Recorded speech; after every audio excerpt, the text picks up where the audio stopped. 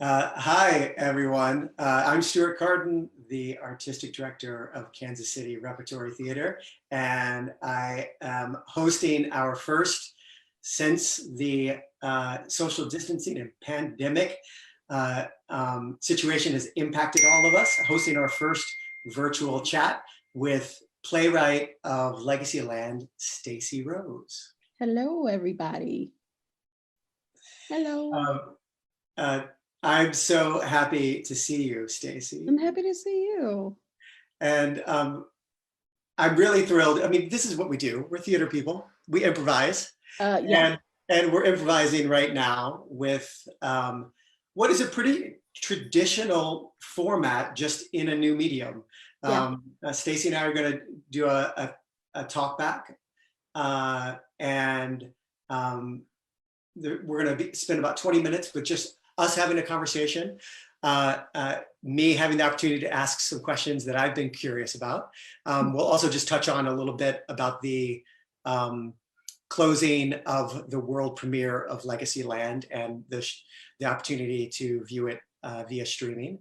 And then we'll open it up to questions on Facebook Live for the second part of this. So about 20 minutes of conversation, and then we'll transition into some questions from you all that you can submit, and we'll respond to. So I'm in Kansas City. And I'm in Charlotte, North Carolina. And Charlotte, North Carolina, why? Because my whole family's here. Well, no, when Legacyland originally closed, right after I was set to leave after opening, I had a residency with Boomfest here in Charlotte, ready to go. So I was already traveling to Charlotte, which was great because, like I said, my whole family's here. But then it became, you're not going anywhere. Yeah. You need to move somewhere because you can't, there's like, my mom's house is too small and you need to do all of that like that. And yeah. So that happened very quickly. So speaking of improvising, you and the whole family, like so many of us are improvising on personal front, on work front, on our art. We're all pivoting at this moment. Absolutely. No, Stacey and I talked for a second before this began and said we wanted to talk a little bit about the impact of COVID-19 on the opening and run of the world premiere of Legacyland and touch on that. But then also we wanted to really talk about the play. So we're gonna just really quickly talk about the opening and closing of Legacyland. And then we'll get into some specifics about Legacyland, which I hope many of you have already either saw in the few previews that we had or have had a chance to stream, which you can do through our website. So this was the world premiere of Legacyland. And you've been working on this play for many years. How many years have you been working on it? So I started this play when I was an MFA student at NYU Tisch in the dramatic writing department. I started in 2014. I was studying with Eduardo Machado at the time, who as a student of Maria Irene Fornes was really, lives in the tradition of very visceral writing, very like kind of explosive writing. And so the exercise he guided us through to that began this kind of had me write a couple first few scenes that scared the shit out of me. And so I decided after I'd fulfilled with the requirement for that class, which was to write 50 pages, it was actually ended up being more than that from a lot of stop-start. And I took all of it and I literally threw it in a closet because it was just so intense and I didn't want to deal with it. So fast forward to 2017, I had this, I still had these pages. I got the Many Voices Fellowship at the Playwright Center, got there, met Jeremy, met Haley, met Hannah, met H. Adam, met the whole crew, and knew that I had a place where I would feel safe enough to create this work. And so I made it the goal of my Many Voices year to fully draft that play. So the first draft of it was finished in 2017 in December. And then that was when I had a first reading. And then the piece got into Play Labs, and Logan Vaughn and I workshopped it there with fantastic Minneapolis actors. Love the city, love that theatrical community. It really latched on to the play, really loved on the play from Play Labs. Then I know that Logan sent it to Kim, and Chip Miller had come to either the Play Labs reading of it or another reading of it and had read it himself, because he and I actually were just talking about that.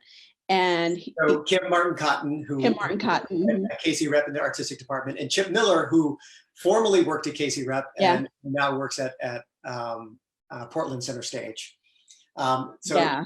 They they were part of bringing this work. And Playwright Center, just for those that don't know, they don't fully produce productions. So they're in the very good work of developing plays, and they don't fully produce. And so this play developed through Playwright Center, right, Stacey? Yeah. And then found its way towards the premiere as a part of our Origin KC festival. And it was one of the two plays that I, as the new artistic director, was very much gifted that had already been programmed. And when I read this play, it blew me away. It rocked me on the page. It scared me as a producer.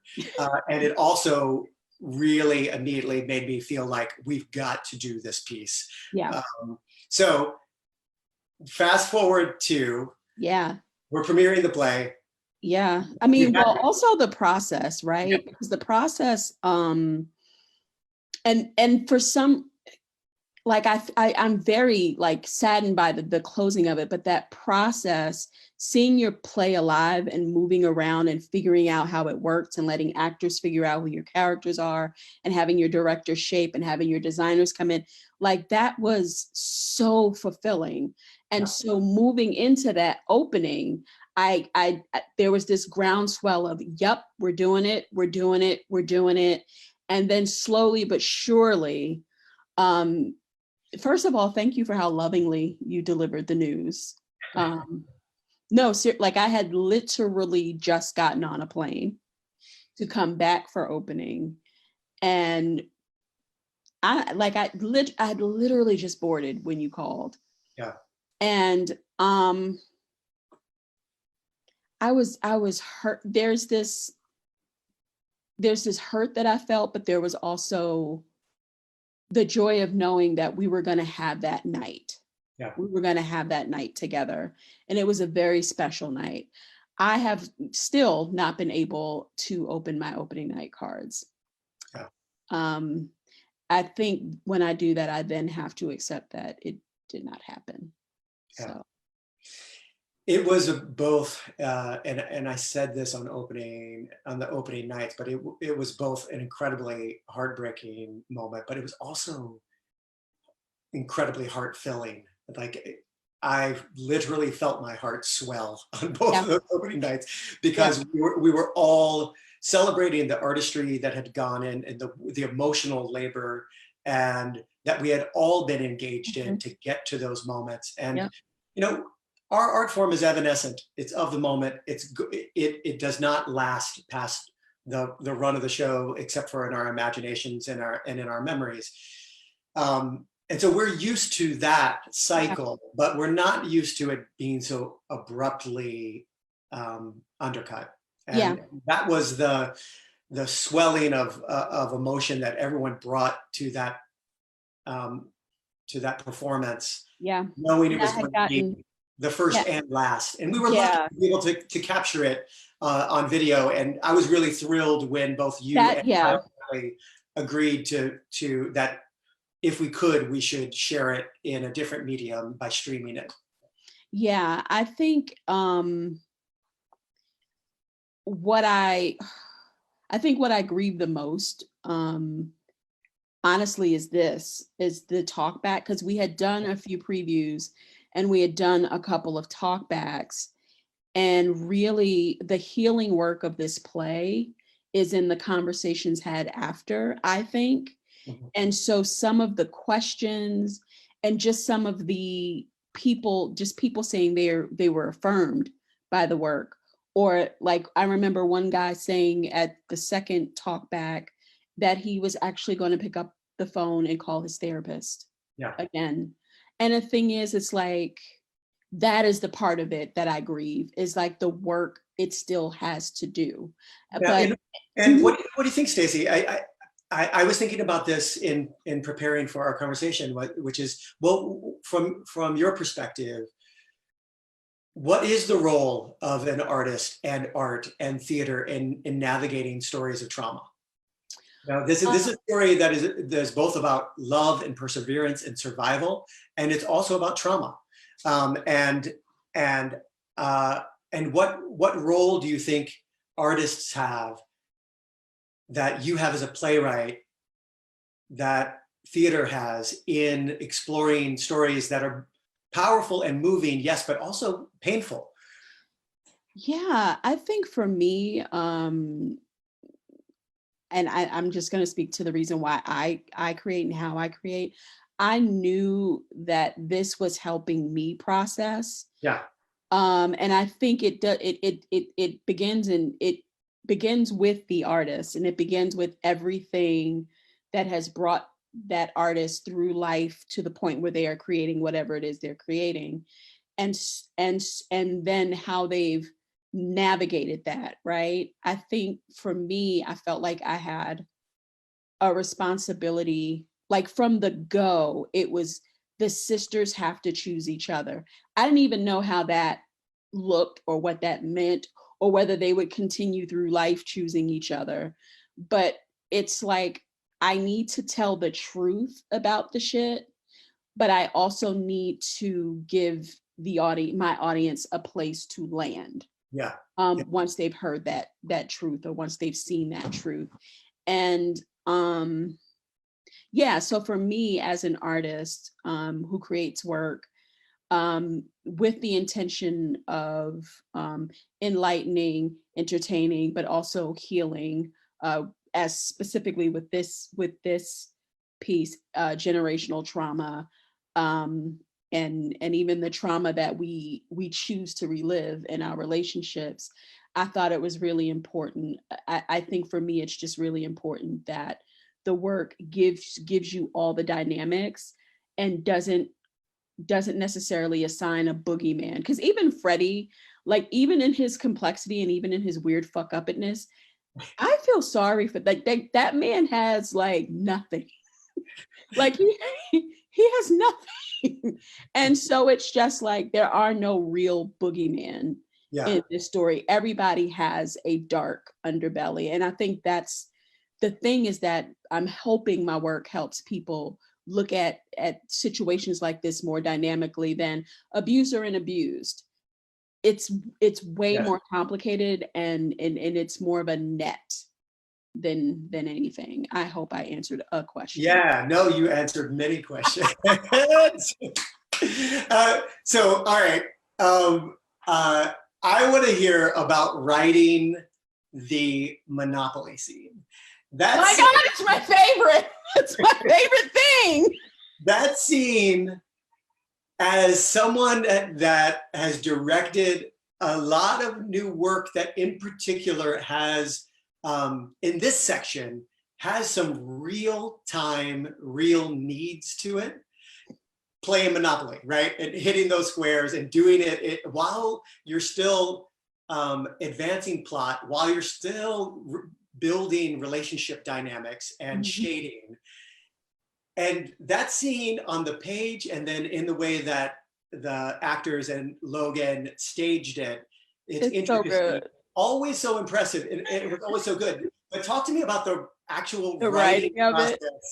it. And please tell me that you were playing many games of Monopoly. No. Well, no. This is how it went down. Okay. So we were doing play labs, and I knew, as I was working on it, as I was doing rewrites there, that Monopoly scene had to be like art. Like it just had to move in a way, like you're saying, that advanced story, but also for me, that wasn't bullshit, because I hate bullshit. And I hate, they're not really playing Monopoly. No, like, and the thing is, the actors for me caught some of my misnaming and miscounting, which was like wonderful, because that was important to me too, is that if that play is ever done and the audience is sitting on top of them, I need them to know that the spaces in the script are the space. And that's what I did. I took a Monopoly. So I usually work, there's about 60,000 like tabs open on my computer. But usually what I'll do is, especially if I'm working on two things at once, is I'll have two screens. So what I would do is I would like roll the number, because I knew Barbara had to go first. So I knew she had to roll the biggest number. But then I was also thinking about everyone's reactions to what they rolled. And so I knew that I in my head, I kind of knew where people were sitting. And so I just looked at the board and I tracked it back, because it was too, like, initially it was too loose. And I was like, I knew that was one thing that I wanted to work on. So I just looked at the board, I tracked what was going on next, what questions would be happening, what overlaps. Hey, because you're tracking, one, Freddie and his insistence on keeping up with Denise's doing. Yes. Two, Denise trying to figure out what the hell is going on with Barbara and Marcus, and who Marcus is, and da-da-da. And like, three, Barbara's move from being kind of like a laid back, nah, I'm not really into this, to like, I'm in this game and I want to win it. Yeah. And how that all, I don't know, that was one of my favorite, like, but yeah, I had to have a Monopoly board open. And so as I wrote, like, that some of that dialogue was original dialogue, and I just needed to figure out how it fit within the actual playing of a Monopoly game. Yeah. So well, that was fun. You did beautifully, and Thank it you. Very, very funny. That so much of that scene, and a lot of the humor in the piece is very cutting humor, where people hone in on others' weaknesses or their vulnerabilities. Yeah. And could you talk a little bit about that? About how that specific type of humor was both necessary for the audience experience of having humor in this world, but also in terms of the character dynamics and the character revelation that the humor is quite often coming from those cutting comments around vulnerabilities or weaknesses. Yeah, so two things. One, Who's Afraid of Virginia Woolf is probably one of my favorite plays. And so the way that those couples played games with each other and cut each other and just went after each other, and these, like, that has always been something that I have loved.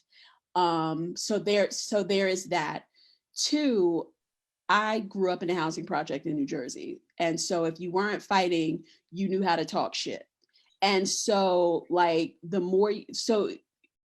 humor became weaponized. Yeah. And so Barbara and Denise are kind of these composites of all these women and some men that I know, or who I know. Freddie's definitely a composite of a bunch of men I know, who just use humor relentlessly. Mm-hmm. And sometimes it's super funny.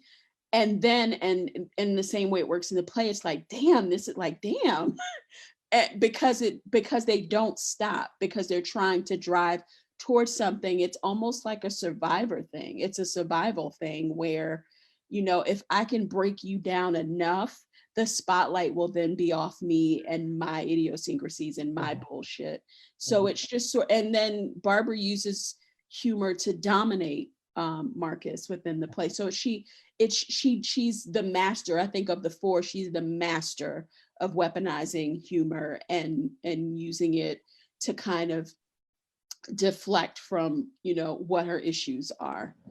And so, yeah, it's like, I always say I'm a funny writer, but I'm not a comedy writer, in that I don't write setups and jokes, and like, I just don't, but I choose to focus on the things that make characters like funny as human beings. And then that kind of makes its way into the work.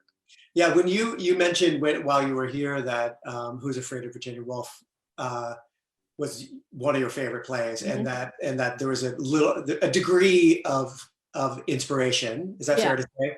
A No, degree yeah. of inspiration It's that same energy, and that's it. Now those four weren't stuck, right. but which adds another level of intensity to this situation. Yeah. But they were, in a matter of speaking, stuck, Yeah. you know, and yeah. The also, I'm going to ask one more question, and then we're starting to get some questions in from folks on Facebook Live. Another thing that I really admired in the style of this piece was the way that you explored and evoked what you write in the script are the spells. So these moments where we're living in a world, and in a realistic world that we recognize for the most part. And then there's these shifts into, I'm just going to say in the most vaguest way, into these alternate realities that happen. Can you talk a little bit about your Sure. inspiration for the spells, and both what they're doing emotionally and also what they're doing theatrically, Yeah. at the same time? So the spells at first, so this is something Logan and I worked on during Play Labs. The spells at first they have always represented this jarring shift that survivors sometimes can feel when triggered by a location or a person or both, or a situation. Hell, it could be somebody touching your shoulder and it takes you back to the sensation, the place, the smell, all of these things that happen sensorially when you're taken back to that place of abuse and back to that place of trauma. And so those spells have always existed. We refined them down to where they kind of, Denise owns them until her and Barbara are then in one together. They serve just that they serve as a reflection. They're sudden, and you don't get a warning, when you are flashing back or when you're disassociating, like, you don't get a warning. And I say that because as a survivor, like, I know that, like, you just get hit with it, and as almost as quickly, like, either you're in a situation where you have to pull yourself out of it, or it passes. And so that I knew needed to live in this piece, because I knew that, one, Denise coming home, and then two, like, sharing what she shared with Barbara, it was gonna charge up some shit within her. Yeah. And so yeah, I that's what those spells are doing. Also, I have always thought of this as part haunted house story, because it is a haunt. The house is haunted by these memories, hence, like, the beautiful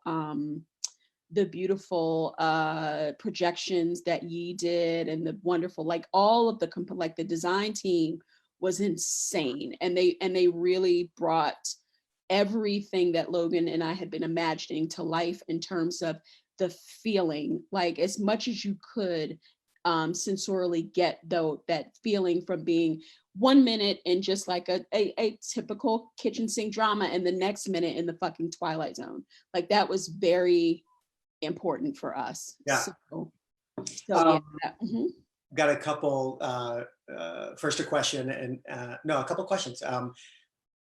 Who was the hardest character to write is a question that came in from Facebook. Marcus, he's so quiet. And the thing is, it's like, he was quiet until he wasn't. And I think figuring that out about him, Freddie's the character who just refused to tell me who he was beyond being an asshole, which when I finally got that, I was like, okay, I don't need to, like, break him all the way down. He doesn't want to be broke down. Let some people figure it out. But Marcus, I knew that there was more there. And I think in finding these moments where he's really kind of, because he's a very introspective young man. And so figuring out what's he's thinking and what's on his mind. He was challenging. He was the last one to become more full, and I think we found him in that moment where you know they're just kind of hanging out and smoking, and he gets to really kind of open up a little bit, much to his dismay, after he gets rolled over afterwards. So I'm interested to know, are there scenes or moments that remained pretty untouched through the writing process, meaning the first pass at it, that those scenes or moments, or the opening scene? Yeah. The opening scene is pretty much the way I originally wrote it. Denise coming home, pretty much the same way I originally wrote it. Those were actually the first two scenes that I wrote. Like when I started in Eduardo's class, the first scene I wrote was actually Denise coming home. Then I wrote Marcus and Barbara. Those two scenes were the ones that are intact, and the one by the stereo is pretty much the sisters at the stereo and the spell. That one's intact. One of the things that I really love is, and I would love to hear you talk about it, is the moment when the men just disappear. And there could have been a way that you, even in a quick way, you could have realistically justified them being out and focused on the sisters. But talk to me about that moment in your writing process where you discover, we're going straight to the sisters.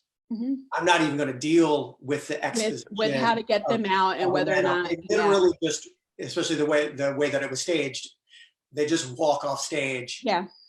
And we narrowed down the focus to just sisters. So talk to me about the inspiration of that moment and the thinking of that moment in the writing process. So when I originally wrote it, I honestly did not give a damn where they went. And the thing that I said was like, oh, I'll come back to that. I'll come back to it. And it kept being a thing. Well, I'll come back to that. And then when I did get time to sit with it, I realized it didn't matter. And it's not like, people ask the question, but it's not from a place of, I need to know where they went. And I think that they dissipate back into their own realities, whatever that is for them.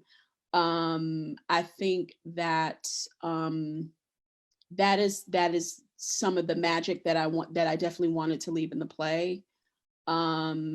And that kind of holds over from the build of the spells and all that, because at that point it is built to a point where you just want these two women to be free of all this shit that's holding them down. And do you feel empathy, at least for Marcus? Of course you do. And you wish him well, and you wish him healing, and you hope Freddie finds a therapist.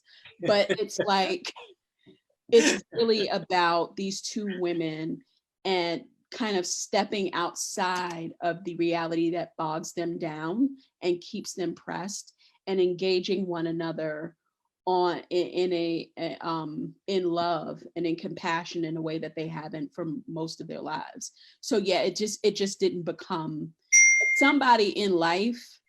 When I am dust, somebody is going to go, the really unsatisfying thing about this play is she never says where the men go.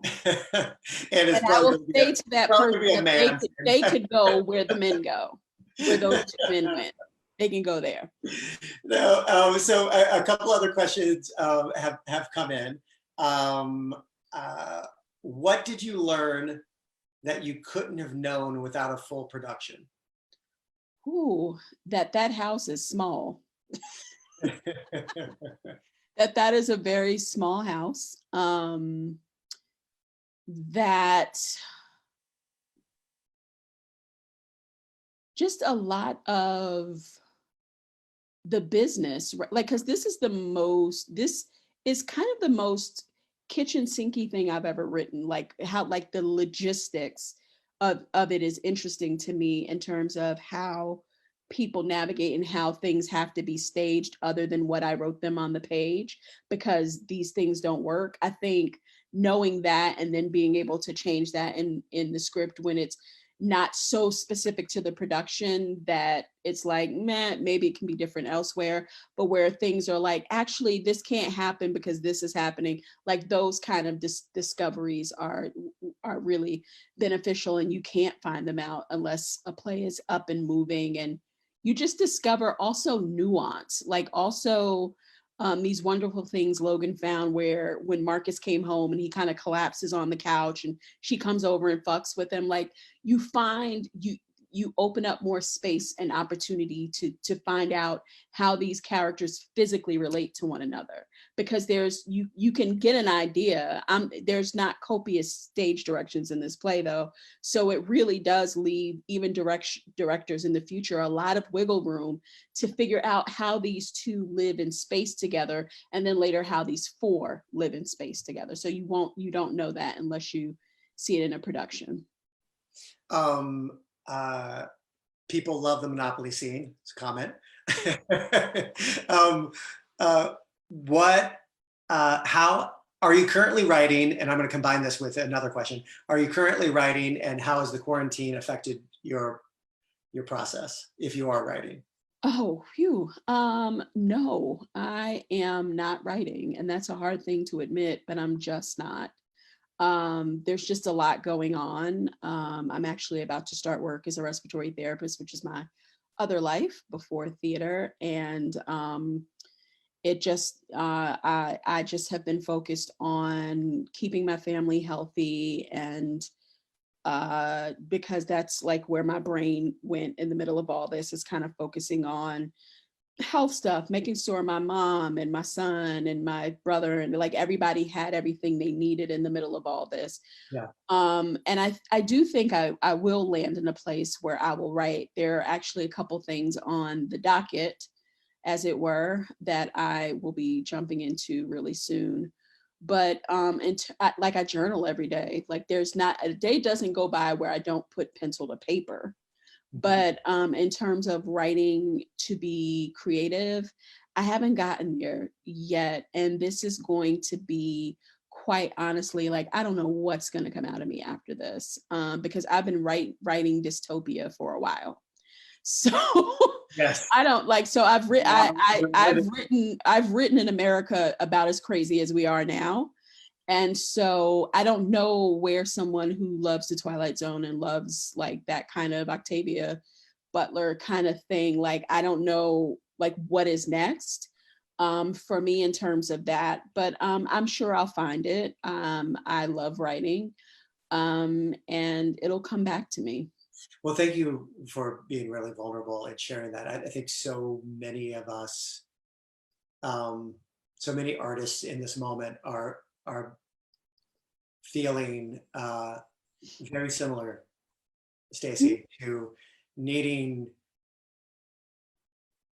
to both take care of family and feel, especially in our art form, which very fundamentally has been paused, where people gather and we come together in the rehearsal room to tell stories, and people come to engage with those stories and see themselves reflected and to be entertained and challenged as a community. Yeah. There's a degree of heartbreak that it's devastating. That makes it challenging for many of us to be in a generative mode. Yeah. Right now, and it's fine. And that is and fine. I just want to tell anyone who's a creator who's listening, it is fine. It is. You don't have to produce shit. You don't have to do anything but feel and figure yourself out. If you want to figure yourself out, like, just take good care of yourselves is what I say, and stay the fuck home. Stay home. Because the gun range in Charlotte, North Carolina had a parking lot full of cars at 6:30 on Sunday. My word. Yeah. Stay home. Yeah. That's it. And just take good care of yourself. And and because when it comes back, it's gonna hit you in a way, and I pray it does, and I pray you create in a way that heals you, heals others, and just, yeah. Here's often how these Facebook Live Q&As go. Now we're diving super back into something specific, but I love this question. Mhm. It was something that I had as well, which is, can you talk about the lullaby and the bird symbolism throughout? Yeah, it's one of the bird symbolism throughout actually is something that magically found its way in on its own. Which I love, some like when I've written something and then things start to kind of connect. So the song Nightbirds is actually not a lullaby. It's like it's definitely Yeah. what the mom used to soothe their daughters and soothe her daughters and sing to them. It's a very lullaby-esque song, but it's by LaBelle, Patti LaBelle's original singing group.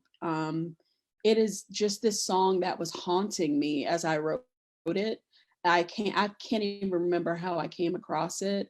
I think I had a friend who was very into LaBelle, and I think I heard it when he was playing an album, and then the song just affected me, and I listened to it a lot during. And also, so the bird coming through the window, it's funny because I often go on a retreat to Tofty Lake Center up in Ely, Minnesota. Shout out to Liz Engelman.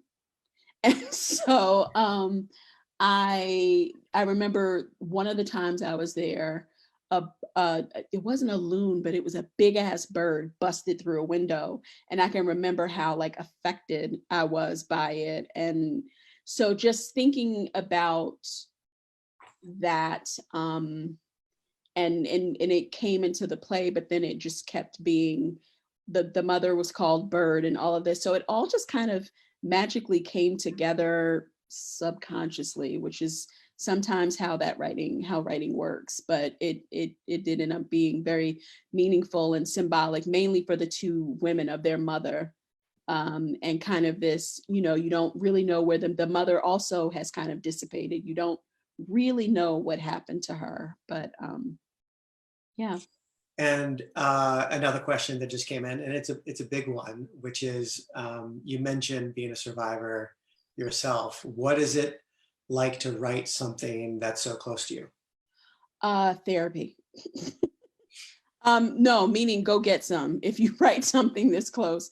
So yeah, that's why I couldn't, because it's definitely not autobiographical at all, but it's all the emotional truth of my experience is there.